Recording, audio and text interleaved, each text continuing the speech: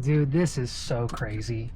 I'm out here in the Alabama hills of California trying to find a place to camp tonight, and I've never dealt with so many restrictions about camping ever before. I already went online and got 2 camping permits for this place. 1 camping permit to spend the night, 1 campfire permit to be able to film a video and start a fire tonight. And now I show up at one of the few designated camping sites and I have to pay another $10 for a campsite. That's not even the worst part. The paying money is fine for camping, but this whole campsite is crammed like sardines with RVs already. Dude, take me back to Montana, man. This is ridiculous.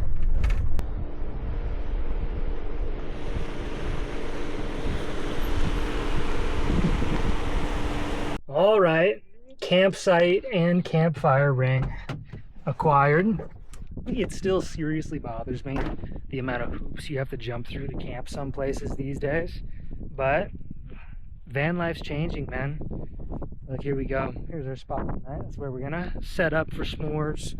But yeah, man, like 10 years ago, before I moved onto the road, I heard of a golden age of van life. And this spot was one of the crowned places. These mountains that you can see out here were what hundreds, thousands of van lifers saw in the ages before. They would come out here. This was a free-for-all zone. People would come and camp all over this place, and they would stay at movie sites where Hollywood used to come out here and film movies like Tremors or Iron Man for Tony Stark. This was the place that they all came. This was a famous zone. Then you had a couple assholes that came out here, couple people who pretended to be part of the van lifer community, who just started spray painting things, who started setting fires, who started leaving their trash behind, who started being just burdens on society. And all of a sudden, all those people that used to drive by on the road and wave at the famous van lifer that was living their dream started to look at all these cars on the side of the road and say, God, I wish that guy wasn't there. And it shut it down for all of us, man. And now you come out here to these crowned places like the Alabama hills in California, and you have to jump through hoops and permits to make sure society is okay with you staying here. Van life is changing, man, and it hurts me. But we can still have a good night tonight. It's starting to get dark, start up a fire. I'm not gonna lie and say I wasn't upset to be here today. However, when it gets to evening time, you can see why this place is so beloved by so many people. And now it's cool enough to make a fire, so we can make the fire, and I'll tell you the story of the time I almost got shot trying to hike Mount Rushmore. But before we get into that full story, I have to make sure that I get this fire started. Normally I wouldn't be concerned about this, but there is extreme fire restrictions out here, which means I had to buy all my own firewood. I only bought one thing, so I have very limited firewood, and you can't harvest any additional firewood from around here.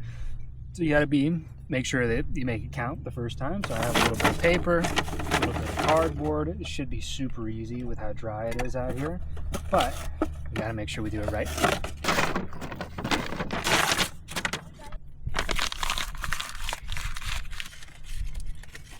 Okay, here we go.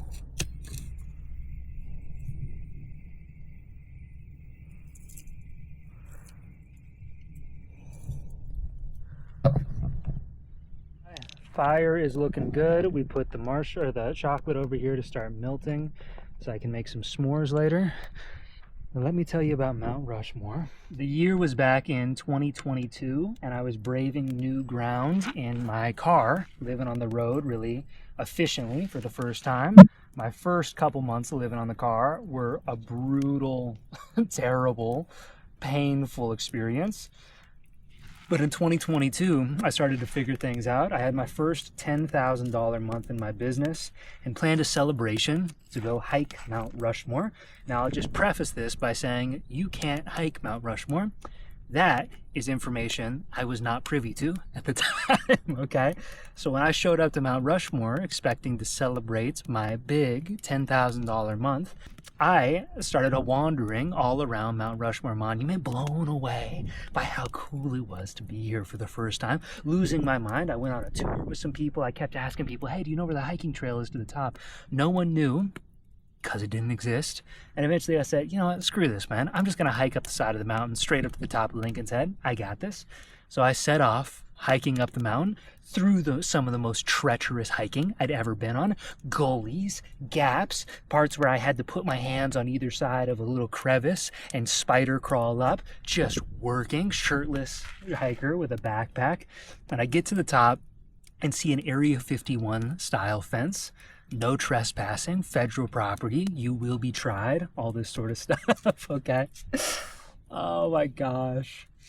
So I didn't want a federal record, and there were cameras on this fence. I knew they saw me, so I hiked up to a nearby rock crevasse and looked out over the president's heads. By the way, if you haven't been to Mount Rushmore, this place is spectacular. It is one of, here's my axe, one of the coolest monuments I've ever seen. It is not as cool as Crazy Horse. I highly recommend going to see Crazy Horse nearby. Crazy Horse is bigger, also has perhaps even a cooler story. I think definitely a cooler story than how Mount Rushmore came to be. But I was here at Mount Rushmore, spent hours up at the top of this, marveling at these massive granite faces, just blown away at human ingenuity, feeling proud to be an American. It was a beautiful thing, and eventually I decided to start hiking down. So to understand where I was exactly, this is a sunny day in summer. There are tourists everywhere.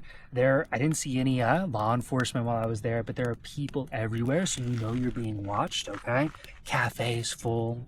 People are laughing. I could see them walking around like little ants down below. And I knew that the people down below that are milling about at the bottom of the monument, looking up, could see me. So when you're looking at Mount Rushmore, there's four faces, and then there's a rock crevasse over here that I was up on top of. So I knew all the people down at the bottom could see me. I was up there for maybe 90 minutes, 2 hours, all right? Just hanging out. Wow. So when I started hiking down, I shouldn't have come as a surprise to me that not everybody wanted me up there. That's where things started to get interesting. So I'm making my way down, and I hear someone start to scream, "Hey, hey, hey!" I think someone's in trouble, okay? So here I am, shirtless hiker, and I start running, trying to be heroic, all right? I see a person in a tan khaki shirt screaming, yelling at me. I'm like, "I'm coming!" And I start running down the mountain, and as I get closer to this person, I realize that they're not yelling for help. They're yelling at me, "Get down here! Get down here!" What's wrong? I didn't understand. I didn't know that there was anything wrong with what I was doing. I didn't know you couldn't hike Mount Rushmore. And as I get closer, I see this person has their hand on a gun, yelling at me, "Get down here." The gun's right here. And my blood went cold. I don't know if you've ever had an experience like this.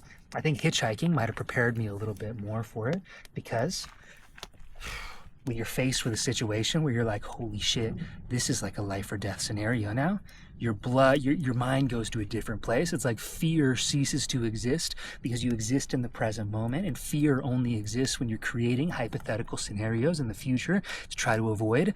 For example, I could die. That's where fear comes from. But when you're just living here, there's no fear. So I went from happy, excited hiker, how do I survive? That was all it was. So I put my hands up, and this guy keeps screaming, "Get down here!" I'm like, hey, trying to talk to him. Hey, what's up, man? I don't know what's going on. I don't know why you're yelling. Like, how can I help you? You need help down? He keeps yelling until I'm standing face to face with him. This close to me, he gets and starts screaming in my face. "You can't be up here!"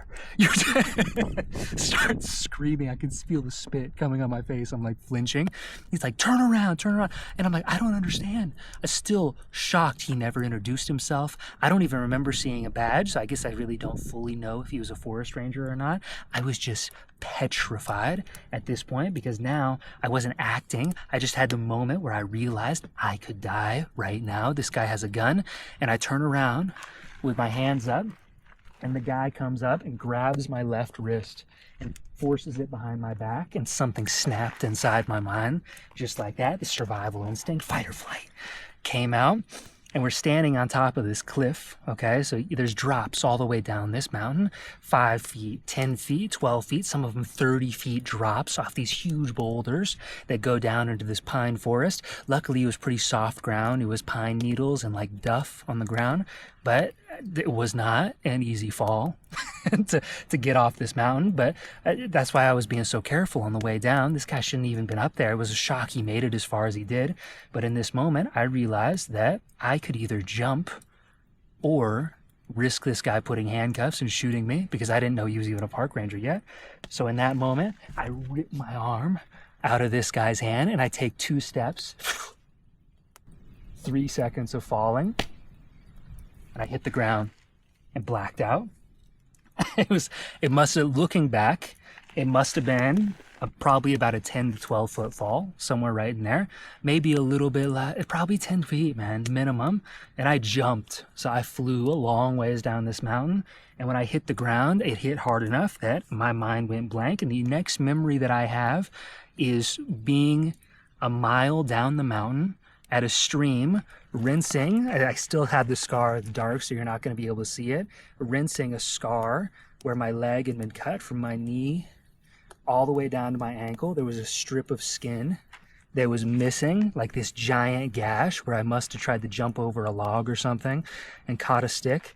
But it was so bad that I was literally leaving a blood trail that you could see through the forest, just bleeding like I'd never bled before. It was terrifying.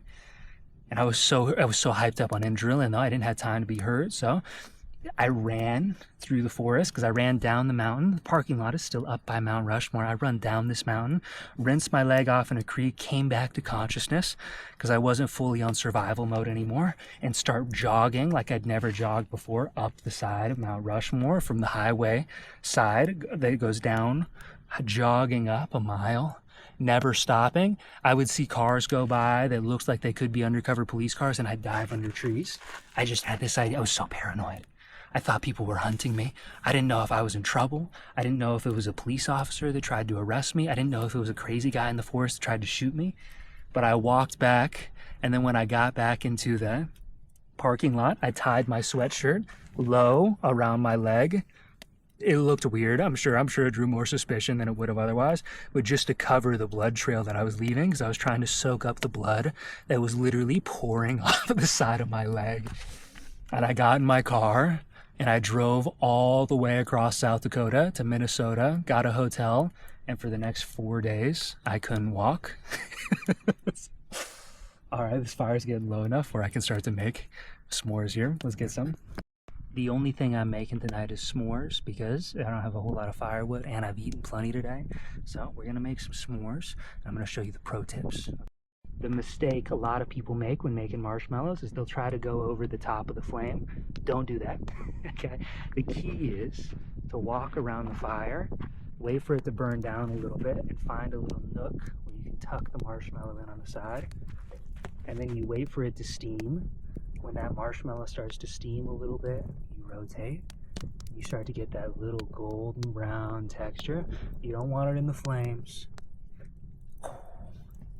Just get it nice and golden brown, letting that steam tell you when to flip it. I had to bring you back to the van, show you what a perfect marshmallow looks like, falling off the stick right here.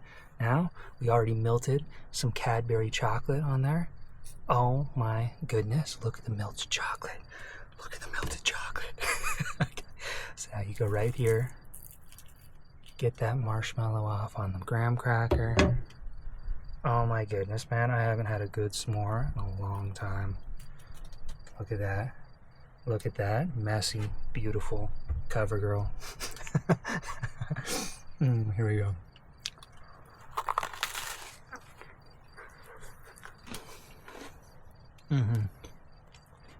That's a s'more. So that's gonna do it for this campfire chat video. Hopefully you enjoyed that story. I did make it out alive, clearly have healed from my tremendous injury I got from Mount Rushmore. But I got an exciting announcement. If you made it this far in the video, I'm hosting my next group trip, if you're interested in those, in Madeira, Portugal. Now, if you don't know, I have a company called Wander Blue Adventure Co. I host group trips to some of the grandest adventure locations in America and abroad. And in spring 2026, I'm going to Madeira, Portugal. I have all the details for you in a video below, so you can click on that, the Madeira trip. Just click on the description. It'll show you everything. And if you want to come, I hope to see you on an island over in Europe, hiking one of the coolest trails in all of the continent over there. So super excited. Hope to see you then. Thanks for watching, and I hope you enjoyed the story.